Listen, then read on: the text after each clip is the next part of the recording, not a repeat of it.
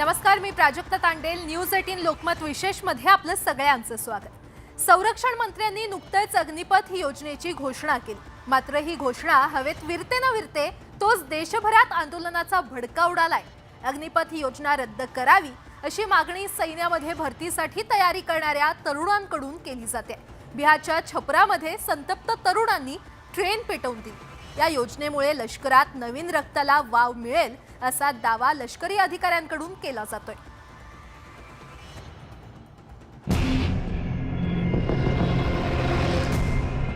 अग्निपथ योजना में भारतीय नौजवानों को बतौर अग्निवीर आर्म फोर्सेस में सेवा का अवसर प्रदान किया जाए.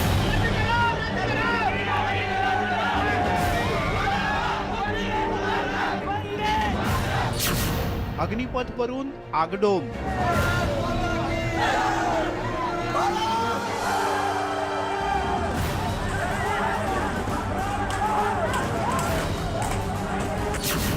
अग्निपथच्या विरोधात आंदोलन.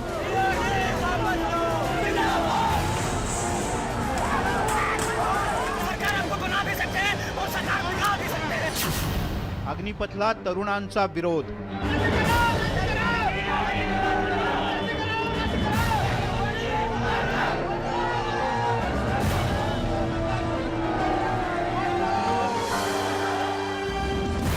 संरक्षण मंत्री राजनाथ सिंह यांनी अग्निपथ योजनेची घोषणा करून अवघे 24 तासही उलटले नाहीत तोच देशभरात आंदोलनाचा भडका उडालाय. लष्करी सेवेची तयारी करणाऱ्या हजारो तरुणांनी रस्त्यावर उतरून अग्निपथ योजनेचा कडाडून विरोध केलाय. बिहारमध्ये तर आंदोलनाचा आगडोम उसळल्याचंच पाहायला मिळालं. जेहनाबाद, नवादा, आरा, मुंगेर, छपरा या आणि अशा विविध शहरांमध्ये मोठ्या प्रमाणात तरुण रस्त्यावर उतरले.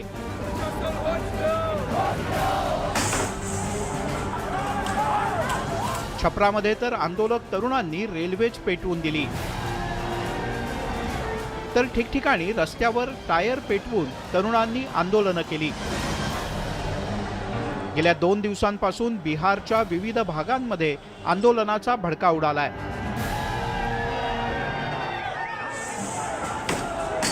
भारतीय लष्करात भरती होण्यासाठी तरुण 3 ते 4 वर्षांची तयारी करतात. मात्र अग्निपथ योजनेनुसार त्यांना केवळ 4 वर्षच सेवेची संधी मिळणार आहे आणि याचमुळे तरुणाईमध्ये असंतोष आहे. कौन हिसाब से 4 साल का नौकरी होगा, क्योंकि उसमें 8 महीना ट्रेनिंग होगा, उसमें 6 महीना छुट्टी होगा. तो हम लोग देश में क्या रक्षा करेंगे? 3 साल में क्या जानेंगे कि मेरा कहाँ पे देश बिगाड़ रहा है और कहाँ पे सुधर रहा है? ये आपको निर्णय वापस लेना होगा.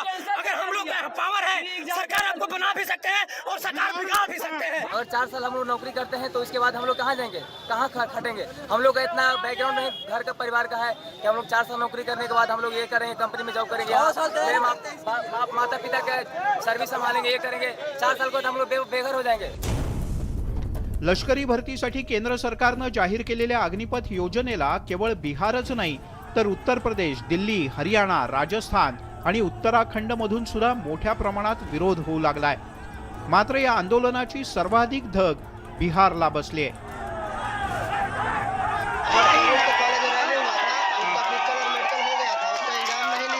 कैंसिल कर दिया गया. 2 साल में उसका एज एक्सपायर हो गया. एयरफोर्स का एक एनरोलमेंट टेस्ट आना था, मेरिट लिस्ट है और एक रिजल्ट आना है, वो भी नहीं आया. कैंसिल कर दिया गया. एज में रिलैक्सेशन नहीं दिया गया. 21 फिक्स कर दिया अपर एज लिमिट. पिछली बार हमेशा आर्मी की बहाली रैली लिया जाता था, उसी प्रकार से लिया जाए. टीओडी को वापस किया जाए और पुरानी फिजिकल जो फिट है उस लोग का एग्जाम लिया जाए. जो पहले से फिजिकल फिट है, मेडिकल फिट है, उस लोग का एग्जाम फिर से लिया जाए और पुरानी भर्ती फिर से चालू की जाए. टीओडी का हम पूर्ण रूप से विरोध करते हैं. टीओडी 4 साल के लिए कोई आर्मी बंदा नहीं जाएगा. बिहारमध्ये काही ठिकाणी दगडफेकीच्याही घटना घडल्यात. रेल्वे रुळावर उतरून तरुणांनी रेल्वे रोको आंदोलनही केलं.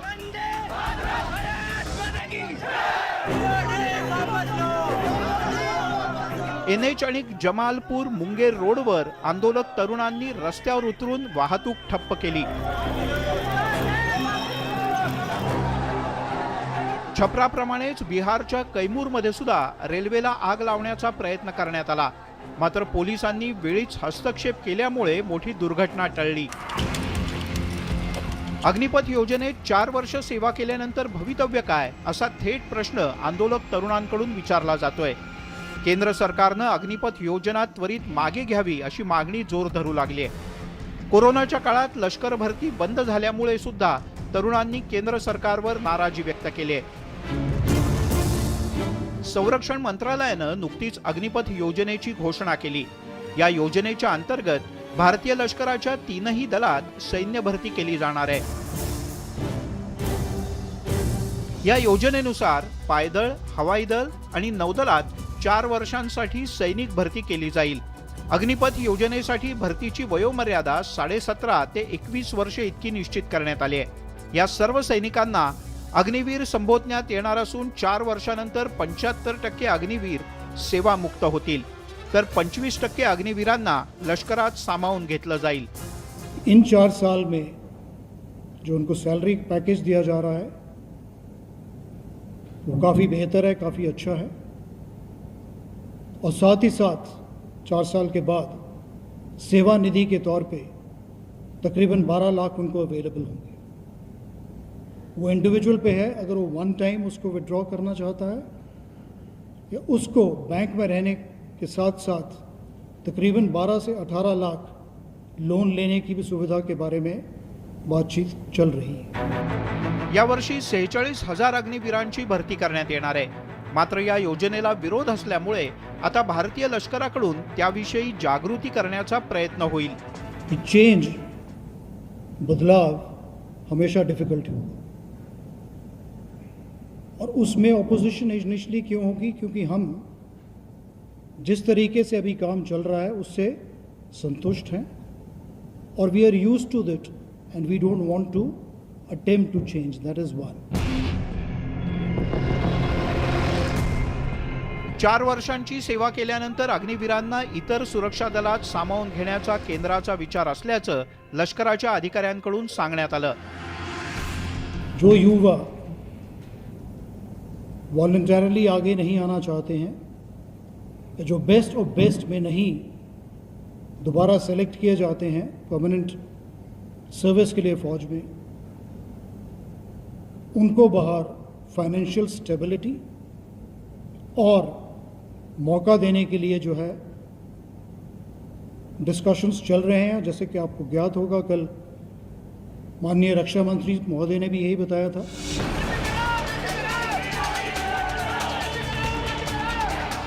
अग्निपथ योजनेला तरुणांचा विरोध वाढत असला तरी आगामी काळात हा विरोध कमी होईल अशी लष्करी अधिकाऱ्यांना आशा आहे. या योजनेविषयी जास्तीत जास्त तरुणांपर्यंत माहिती पोहोचवण्याचा लष्कराचा प्रयत्न आहे आणि त्यासाठी माजी सैनिकांची सुद्धा मदत घेण्याचा अधिकाऱ्यांचा विचार आहे. ये हमारा हाई एल्टीट्यूड एरिया है. हाई एल्टीट्यूड में जितना जवान है, जितना यंग है, उतना वो ज़्यादा फिट माना जाता है. तो जैसे ही उम्र ढलती जाती है उसमें आप देखेंगे कि हमारी जो हाई एल्टीट्यूड की परेशानियां हैं वो हमारी शारीरिक क्षमता में थोड़ी कमी लाती है. तो इस चीज़ को मद्देनजर रखते हुए अग्निवीर तो एक बहुत अच्छी स्कीम हमारी जो हमने रीबैलेंसिंग की है, जिसको हम बोलते हैं नदन फ्रंट की तरफ, ये बहुत ही अच्छी स्कीम है. नया खून लाएगा, नए जवान आएंगे. भारतीय लष्करात तरुण रक्ताला सेवेची संधी देण्याच्या उद्देशानं लष्करानं अग्निपथ योजनेची घोषणा केली. मात्र या योजनेला विरोध होत असल्यामुळे केंद्र सरकारची कसोटी लागणार आहे.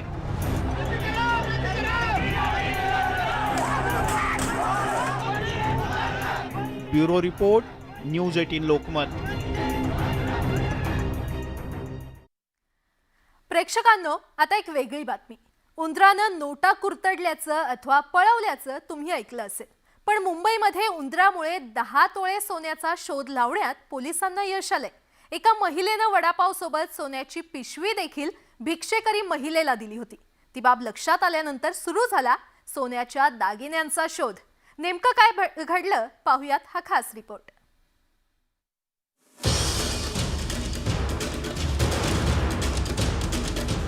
वडापाव सोबत दिले सोन्याचे दागिने.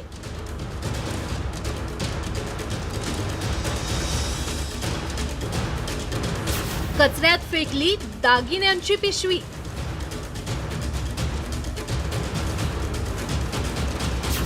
उंदरामुळे लागला 10 तोळे सोन्याचा शोध. ही सीसीटीव्ही चित्रफीत जरा निरखून पहा. रिक्षातून एक पिशवी फेकल्याचं या चित्रफितीत पाहायला मिळतंय.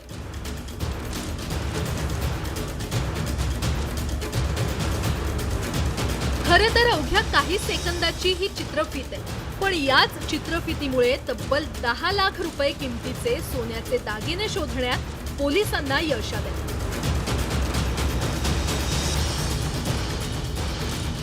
तुम्हाला ऐकून आश्चर्य वाटलं असेल, पण मुंबईतील दिंडोशीमध्ये ही घटना घडली आहे. पोलिसांनी दिलेल्या माहितीनुसार आरे कॉलनीमध्ये राहणाऱ्या सुंदरी प्लानीबे या सोमवारी बँकेमध्ये 10 तोळं सोनं गहाण ठेवण्यासाठी निघाल्या होत्या. मुलीच्या लग्नाचं कर्ज फेडण्यासाठी बँकेमध्ये दागिने गहाण ठेवून कर्ज घेण्याचा त्यांचा विचार होता.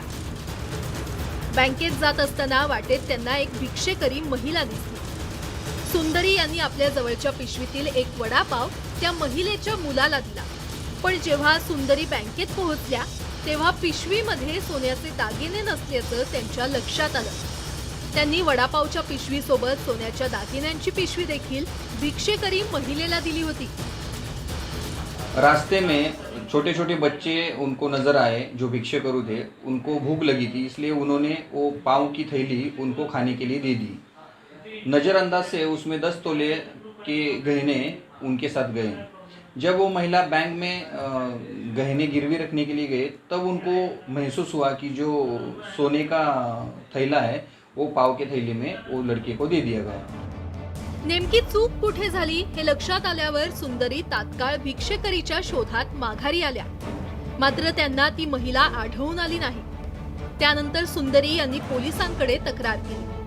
पोलिसांनी भिक्षेकरी महिलेचा शोध घेऊन विचारपूस केल्यानंतर त्या पिशवीची माहिती मिळाली. एक सीसीटीवी फुटेज चेक किया तो उसमें नज़र आया कि वो औरत ने रिक्शा में से वो थैला कचरे के ढेर में फेंक दिया था.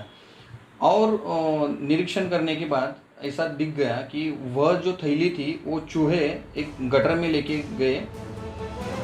दरम्यान पोलिसांनी त्या परिसरातील कचरा कुंडीच्या परिसरात शोध घेतला.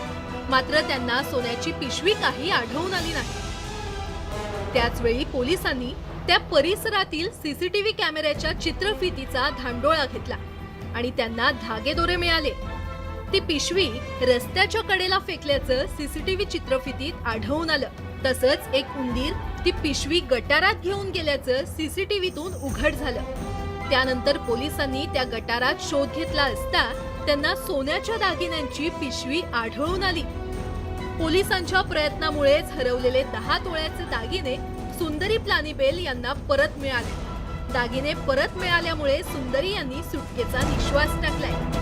Bureau report, news 18 Lokmat. Break नंतर आपलं पुन्हा एकदा स्वागत. 2 दशकांपूर्वी अहमदनगर जिल्ह्यात सरकारी कर्मचाऱ्यांसाठी गृहनिर्माण योजना सुरू करण्यात आली होती. 3.25 लाखात घर मिळत असल्यामुळे अनेक कर्मचाऱ्यांनी त्या योजनेमध्ये पैसे भरले होते. पण आता 20 वर्ष उलटून गेले तरी अनेक कर्मचाऱ्यांना अद्यापही घराचा ताबा मिळालेला नाहीये. पाहूयात. गेल्या अनेक वर्षांपासून अहमदनगरच्या शेवगावमधल्या सरकारी कर्मचाऱ्यांच्या घरांची ही अवस्था. या घरांचं बांधकाम कधी पूर्ण होणार हा प्रश्न मनीषा गवते यांना पडलाय. आपलं हक्काचं घर असावं म्हणून मनीषा यांच्या पतीनं हयात असताना या घरासाठी बुकिंग केलं. सरकारी कर्मचाऱ्यांसाठी खास गृह योजना तयार करण्यात आली होती. मात्र शासकीय बाबूंनी विकासकाला हाताशी धरून शासकीय कर्मचाऱ्यांनाच कोट्यावधी रुपयांचा गंडा घातल्याचा आरोप होतोय. आमचं एक स्वप्न होतं, एक घर असावं म्हणून. मुलं लहान असतानाच त्यांनी हे योजनेमध्ये घेतलं, पैसे भरले, पण ते एक्सपायर झाल्यानंतर अजूनही आम्हाला ताबा नाही, घर पूर्ण झालेलं नाहीये. मनीषा गवते यांचे पती जिल्हा परिषदेच्या शाळेत शिक्षक म्हणून कार्यरत होते.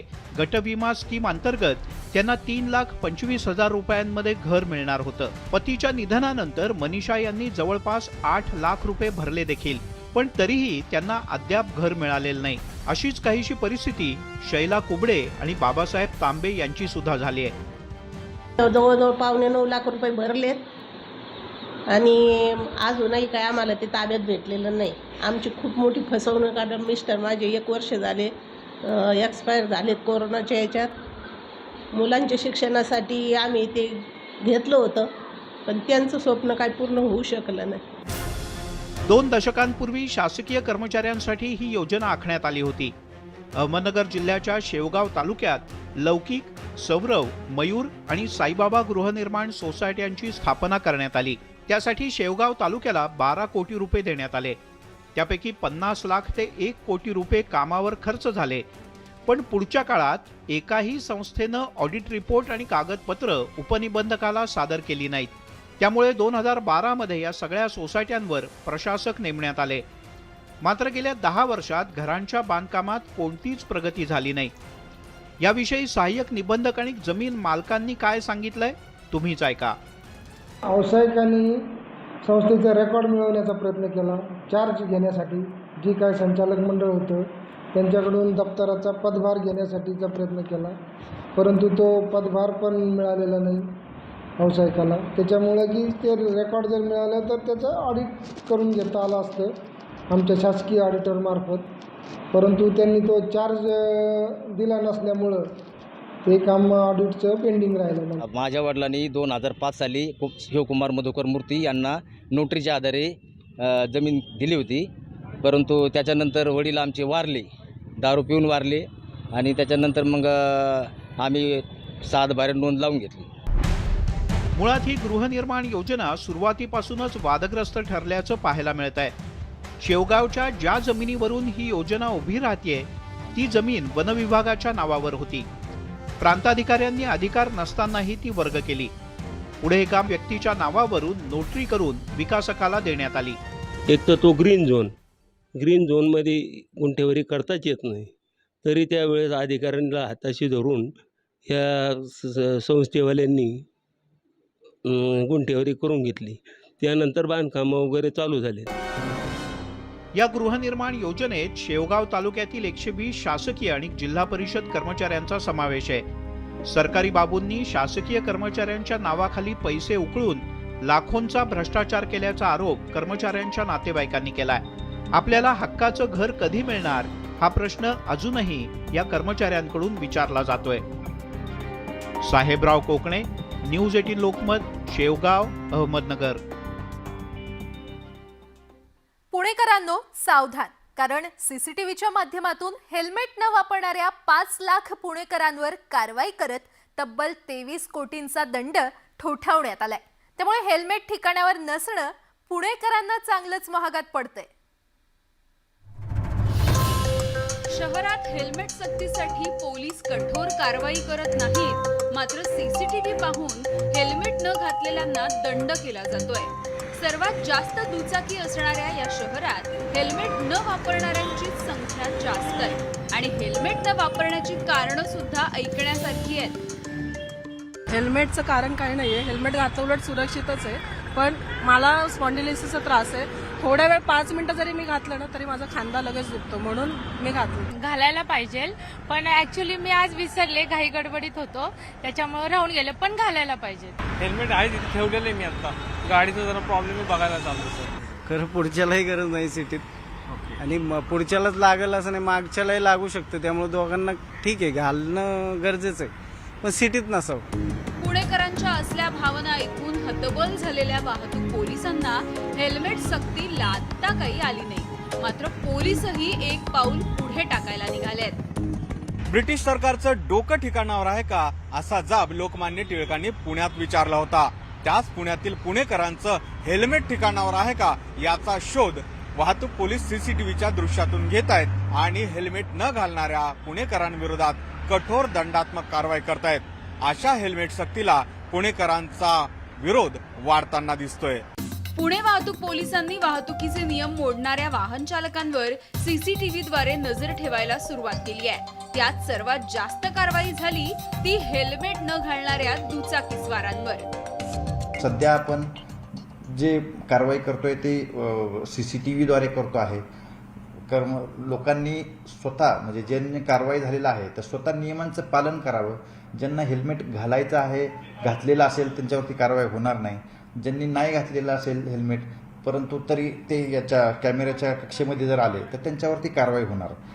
1 जानेवारी ते 14 जून म्हणजेच मागच्या 6 महिन्यात 5 लाख चालकांनी हेल्मेट न घालता दुचाकी चालवली आहे. 1,27,000 जणांनी नो पार्किंग मध्ये वाहनं पार्क केली. 35,000 वाहनधारकांनी सिग्नल तोडले तर 27,000 चालकांनी स्टॉप लाईन क्रॉस केली.